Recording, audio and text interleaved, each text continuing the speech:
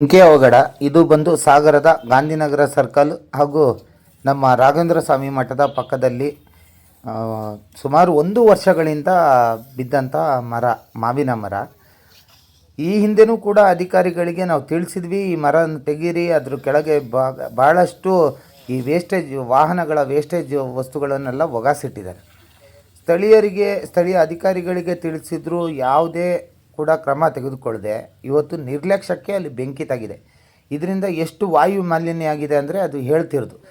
ಅಲ್ಲಿ ಬಂದಂಥ ಅಗ್ನಿಶಾಮಕ ದಳದ ಸಿಬ್ಬಂದಿಗಳು ತಮ್ಮ ಹರಸಾಹಸಪಟ್ಟು ಭಾಳಷ್ಟು ಕಷ್ಟಪಟ್ಟು ಈ ಒಂದು ಬೆಂಕಿ ನಂದಿಸುವಲ್ಲಿ ಯಶಸ್ವಿ ಆಗ್ತಾ ಇದ್ದಾರೆ ಅನ್ಬೋದು. ಸುಮಾರು 2 ಟ್ಯಾಂಕ್ ಅಂದರೆ ಅವರ ವಾಹನ 2 ಸರ್ತಿ ನೀರು ತಂದು ಹಾಕಿದ್ರೂ ಬೆಂಕಿ ನೆನ್ಸೋಕ್ಕಾಗ್ತಾಯಿಲ್ಲ. ಅಷ್ಟು ಆ ಕುಷನ್ ಐಟಮ್ಗಳು ಅಲ್ಲಿದ್ದಾವೆ.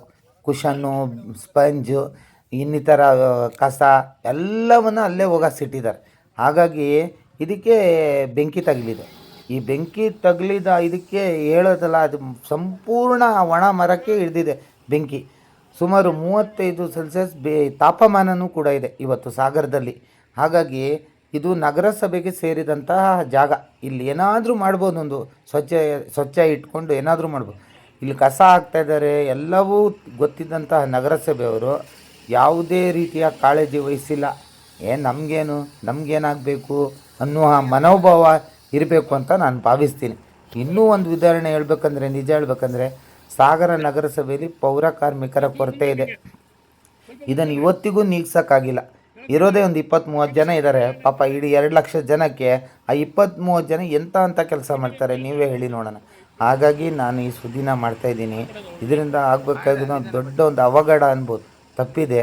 ಈ ಕಡೆ ರಾಘವೇಂದ್ರ ಸ್ವಾಮಿ ಮಠ, ಆ ಕಡೆ ಮನೆಗಳು ಎಲ್ಲ ಇರುವಂತಹ ಜಾಗದಲ್ಲಿ ಹೀಗೆ ಬೇಕಾಬಿಟ್ಟು ತಂದು ಒಗಸಿದಂಥ ಕಸ ಎಷ್ಟು ಬೆಂಕಿ ತಗಿಲಿದೆ ಅಂತ ನೀವು ಕಾಣ್ಬೋದು ಚಿತ್ರಣದಲ್ಲಿ. ಹಾಗಾಗಿ ನಾನು ಹೇಳೋದು, ಇನ್ನು ಮುಂದಾದರೂ ನಗರಸಭೆಯವರು ಇಂಥ ಕಸ ಹಾಕುವವರ ವಿರುದ್ಧ ನಿರ್ದಾಕ್ಷಿಣ್ಯವಾಗಿ ಕ್ರಮ ತೆಗೆದುಕೊಳ್ಬೇಕು. ಯಾಕಂದರೆ ಮುಂದಿನ ದಿನದಲ್ಲಿ ಇಂಥ ಅವಘಡಗಳು ಸೃಷ್ಟಿ ಆಗಬಾರ್ದು ಅನ್ನೋದೇ ನನ್ನ ಉದ್ದೇಶ ಆಗಿರುತ್ತೆ.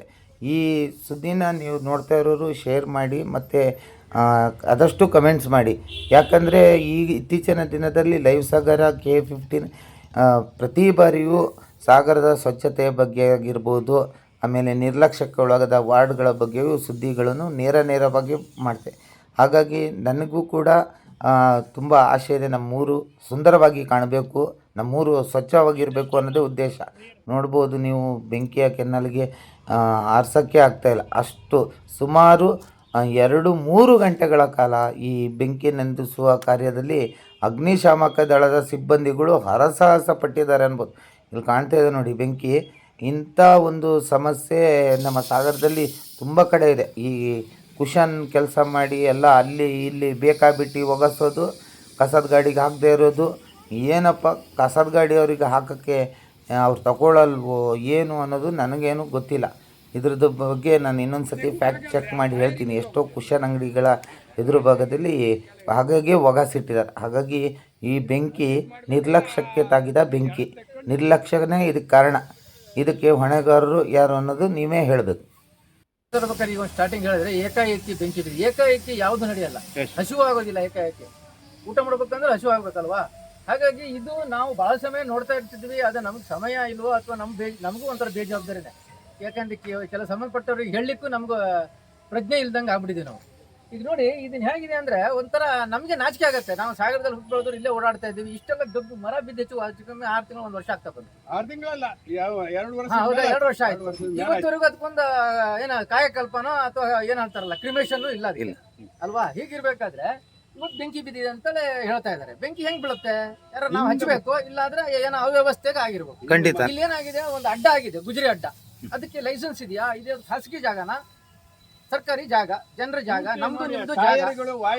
ಹೀಗಾಗಿ ಗುಡ್ಡೆ ಹಾಕೊಂಡ್ರೆ ದಿನನಿತ್ಯ ಓಡಾಡ್ತಾರೆ. ಇಲ್ಲಿ ದೊಡ್ಡ ಅಧಿಕಾರಿಗಳು ಓಡಾಡ್ತಾರೆ, ನ್ಯಾಯಾಧೀಶರು ಓಡಾಡ್ತಾರೆ, ನಾವು ಓಡಾಡ್ತೀವಿ, ಪ್ರತಿಯೊಬ್ರು ಓಡಾಡ್ತಾರೆ, ನೋಡ್ತಾ ಇದೀವಿ. ಆಯ್ತಾ? ಯಾರು ಇದ್ರ ಬಗ್ಗೆ ಒಂದು ಕಾಳಜಿ ತಗೊಂಡ್ರೆ, ದೇವಸ್ಥಾನ ಇದೆ, ಜನ ಈ ಕಡೆಯಿಂದ ವಾಕಿಂಗ್ ನಡೀತಾರೆ, ಮನೆಗಳಿದೆ, ಬೆಂಕಿ ಬಿದ್ದಿತ್ತು ಅಲ್ಲಿ. ಹಾಗಾಗಿ ದಯವಿಟ್ಟು ಇದಕ್ಕೆ ನಮ್ಮನ್ನು ಸೇರಿ ಎಲ್ಲರೂ ಕಾಣ್ರಿ ಇದಕ್ಕೆ ಅಲ್ವಾ? ಹಾಗಾಗಿ ದಯವಿಟ್ಟು ಬಿದ್ದ ಮೇಲೆ ಅದಕ್ಕೆ ಸಂಬಂಧಪಟ್ಟ ಇಲಾಖೆ ಇದೆ, ಒಂದು ಫಾರೆಸ್ಟ್ ಡಿಪಾರ್ಟ್ಮೆಂಟ್ ಅಂತ ಇದೆ, ಅರಣ್ಯ ಇಲಾಖೆ ಇದೆ. ಅವರಾದ್ರೂ ಇದನ್ನು ತಗೊಂಡು ಇವತ್ತಿನ ಕಾಲದಲ್ಲಿ ಕಟ್ಟಿಗೆ ಇಲ್ಲ, LPG ಪ್ರಾಬ್ಲಮ್ ಆಗಿರೋದ್ರಿಂದ ಕಟ್ಟಿಗೆ ಭಾರಿ ಅಭಾವ ಇದೆ. ಇದನ್ನ ಇವತ್ತು ನೋಡಿ ಬಡವರಿಗೋಸ್ಕರ ಒಂದು ರುದ್ರಭೂಮಿ ಆಗಿದೆ, ಅಲ್ಲಿಗಾದ್ರೂ ಒಂದು ಕೊಟ್ರೆ ಒಂದು ಏನೋ ಒಂದು ಪುಣ್ಯ ಆಗತ್ತೆ, ಅದನ್ನಾರ ಮಾಡ್ಬೋದಿತ್ತು ಅವರು, ಅದನ್ನು ಮಾಡ್ತಾ ಇಲ್ಲ. ಆಯ್ತಾ, ಇದರಿಂದ ನಾವು ಎಷ್ಟು ನೊಂದ್ಕೊಂಡು ಹೇಳ್ಬೇಕಾಗತ್ತೆ ಅಂತ ಹೇಳಿದ್ರೆ, ಈಗ ಅಧಿಕಾರಿಗಳು, ನಗರಸಭೆ ಅಧಿಕಾರಿಗಳು ಓಡಾಡ್ತಾರೆ. ಇವತ್ತೇನೋ ಇವರಿಲ್ಲ, ಯಾರು ಚುನಾಯಿತರೆಲ್ಲ ಮುಗಿದೋಗಿದೆ ಈಗ, ಆದ್ರೂ ಅವ್ರಿಗೆ ಅದೇ ಜವಾಬ್ದಾರಿ ಇದೆ, ಅವರು ಕಾಳಜಿ ತಗೊಂಡು ಹೇಳ್ಬೋದು. ಯಾಕಂದ್ರೆ ಈ ಸಮಾಜ ಸೇವಾ ಕಾರ್ಯಕ್ರಮಗಳನ್ನು ಹೇಳಲಿಕ್ಕೆ ಯಾರಿಗೂ ಭೇದ ಭಾವ ಇರಲ್ಲ, ಯಾರು ಬೇಕಾದ್ರೆ ಹೇಳ್ಬೋದು. ಅದನ್ನು ಮಾಡ್ತಾ ಇಲ್ಲ. ದಯವಿಟ್ಟು ಇದು ಶಾರ್ಟ್ಲಿ, ಇದು ಬೇಗ, ಆದಷ್ಟು ಬೇಗ ಈ ಜಾಗವನ್ನು ತೆರವು ಮಾಡಿಕೊಂಡು ಸಾರ್ವಜನಿಕವಾಗಿ ಒಂದು ಸಣ್ಣ ಪಾರ್ಕೋ ಅಥವಾ ಏನಾದ್ರು ಒಂದು ಸ್ವಚ್ಛತೆ ನೋಡಿ ಹೇಗಿದೆ. ಯಾರ್ಯಾರಿಗೆ ಒಂಥರ ಇದಕ್ಕೆ ಅಪ್ಪ ಅಮ್ಮ ಇಲ್ದಂಗೆ ಆಗಿದೆ ಇದಕ್ಕೆ. ಅಂದ್ರೆ ನೀವ್ ಹೇಳೋದು ಇಲ್ಲಿ ಹೇಳೋರ್ ಕೇಳೋರು ಖಂಡಿತ ಇಲ್ಲ. ಯಾಕಂದ್ರೆ ದೇವಸ್ಥಾನ ಇದೆ, ಜನ ಎರಡು ಕಡೆ ರಸ್ತೆ ಇದೆ, ಮಧ್ಯದಲ್ಲಿ ಒಂದು ಜಾಗ ಇದೆ. ಇದೇನು ಯಾರಿಗಾರು GPA ಮಾಡ್ಕೊಟ್ಟಿದಾರಾ ಈ ಜಾಗನ ಖಾಸಗಿ ಅವರಿಗೆ? ಅದು ಹೇಳ್ಬಿಡಿ ಅತ್ಲಾಗೆ, ಅದಕ್ಕಾರು ನೋಡಿ ಸುಮ್ಮನೆ ಆಗ್ಬಿಡ್ತೀವಿ ಅತ್ಲಾಗೆ. ಸರ್ಕಾರಿ ಜಾಗ, ಒಂದು ಕಾಯಕಲ್ಪ ಇಲ್ಲ. ಮಾನ್ಯ ಶಾಸಕರು ಕೂಡ ಪಾಪ ಎಲ್ಲ ಕಡೆನೂ ಪಾರ್ಕ್ಗಳು, ಉದ್ಯಾನಗಳು ಡೆವಲಪ್ ಮಾಡ್ತಾ ಇದ್ದಾರೆ, ಹೊಸದು ಮಾಡ್ತಾ ಇದ್ದಾರೆ. ದಯವಿಟ್ಟು ಈ ಜಾಗನೂ ಕೂಡ ಒಂದು ಫೆನ್ಸಿಂಗ್ ಮಾಡಿ, ಒಂದು ಕಾಂಪೌಂಡ್ ಮಾಡಿ, ಜನರಿಗೆ ರಸ್ತೆ ಮೇಲೆ ಓಡಾಡ್ತಕ್ಕಂಥ ವೃದ್ಧರಿಗೆಲ್ಲ ಕುತ್ಕೊಳ್ಳೋಕೆ ಒಂದು ಜಾಗಾರ ಆಗ್ತದೆ. ಇದು ಹಾರ್ಟ್ ಆಫ್ ಸಿಟಿಯಲ್ಲಿದೆ ಜಾಗ ಇದು. ಇದನ್ನೆಲ್ಲ ತೆರವುಗೊಳಿಸ್ಕೊಂಡು ಈ ಜಾಗವನ್ನು ನಮ್ಮ ಸರ್ಕಾರ ಉಳಿಸ್ಕೋಬೇಕು, ನಗರಸಭೆ ಉಳಿಸ್ಕೋಬೇಕು, ಸಾರ್ವಜನಿಕ ಅನುಕೂಲ ಕೊಡಿಸ್ಕೋಬೇಕು. ದಯವಿಟ್ಟು ಇದನ್ನು ಮಾಡ್ಕೊಡ್ಬೇಕಂತ ತಮ್ಮಲ್ಲಿ ಕೇಳ್ಕೊಳ್ತಾ ಇದ್ದೀವಿ. ರಾಜೇಶ್ ಅವರೇ, ನೀವು ಹೇಳಿದ್ರಿ ಇದು ನಮ್ಗಳು ನಿರ್ಲಕ್ಷ್ಯನೂ ಕೂಡ ಇದೆ, ನಾವು ಕಣ್ಣಿದ್ದು ನೋಡಿ ಇದನ್ನು ಮಾಡೋಕ್ಕಾಗಿಲ್ಲ, ಮಾಡಿದ್ರು ಇದ್ರ ಬಗ್ಗೆ ನಿರ್ಲಕ್ಷ್ಯ ವಹಿಸಿದ್ರು ಅಂತ ಅನ್ಸತ್ತಾ ಸರ್ ನಗರಸಭೆ? ಏನಾಗುತ್ತೆ ಗೊತ್ತಾ ಸರ್, ಬರೀ ನಾನು ಅವ್ನು ಸರಿ ಇಲ್ಲ ಇವ್ನು ಸರಿ ಇಲ್ಲ ಅಂತ ಹೇಳ್ತಾ ಹೋಗಿದ್ರೆ ಅದು ಎಲ್ಲಾ ಕಡೆ ನಡೀತಾರೆ. ಆದ್ರೆ ಇನ್ನು ಮುಂದೆ ಈಗ ಒಂದು ಘಟನೆ ನಡೆದು ಹೋಗಿದೆ, ಈಗ ಆಗಿದ್ದಕ್ಕೆ ಎಲ್ಲ ಕಾಣ್ರೆ ಕಣ್ಣಿದೆ, ಆದ್ರೆ ಇನ್ನು ಮುಂದೆ ನಾ ಕಾಣ್ರೆ ಆಗದ್ ಬೇಡ ಸರ್. ಈಗ ಸ್ಥಳೀಯ ಶಾಸಕರು ಬಂದಿದ್ರು ಇಲ್ಲಿ, ಹೌದಾ, ಬಂದು ನೋಡಿದ್ರು ಇನ್ನು ಸಂಬಂಧಪಟ್ಟ ಅಧಿಕಾರಿಗಳು ಇಲ್ಲಿ ಬಂದಿಲ್ಲ, ಅವ್ರಿಗೆ ಫೋನ್ ಮಾಡಿದಾರೆ. ಖಂಡಿತ ಬಂದಿಲ್ಲ ನೋಡಿ. ಈಗ ಒಬ್ರು ಅಧಿಕಾರಿ ಬಂದಿದ್ರಲ್ಲಿ ಪರಿಸರ ನಾನೇನ್ ಮಾಡ್ಲಿ ಕೇಳ್ತಾರೆ. ಶಬಾಷ್, ಒಳ್ಳೆ ಕೆಲಸ ಆಯ್ತು. ಈಗ ನನ್ನ ಹತ್ರನೇ ಹೇಳಿರೋಂಥ ಮಾತೀಗ. ಸೊ ಈಗ ಮುಂದೆ ಈ ಬೆಂಕಿ ಇದು 2 ಟ್ಯಾಂಕ್ ವಾಟರ್ ಖಾಲಿ ಐತಿ ಈಗ ಇದ್ರೊಳಗೆ ಟ್ಯಾಂಕಲ್ಲಿ. ಇದು ಸಾಧಾರಣ ಈಗ ನೆಂದು ಹೋಗುವಂತ ಬೆಂಕಿ ಅಲ್ಲ, ರಾತ್ರಿ ಅವಘಡ ಆದ್ರೆ ಸರ್ ಇದು ಹೊಣೆಗಾರರು ಯಾರು ಆಗ್ತಾರೆ ಹೇಳಿ? ಸಂಬಂಧಪಟ್ಟವ್ರೆ ಆಗ್ತಾರೆ ಹಾ ಅಲ್ವಾ? ಜಿಲ್ಲೆ ಯಾವ್ದು ತಾಲೂಕು ಆಡಳಿತ ಇದೆಯಲ್ಲ, ನಗರಸಭೆ ಇದು. ಏನು ಪ್ರಯೋಜನ ಇದೆ ರೀ? ನಾ ಹೇಳೋದು ಬ್ಲೇಮ್ ಮಾಡೋದು ಅವ್ರನ್ನ, ನಾನು ಹೇಳ್ತಾರ ಇಲ್ಲಿ ಟಾರ್ಗೆಟ್ ಬೇಡ.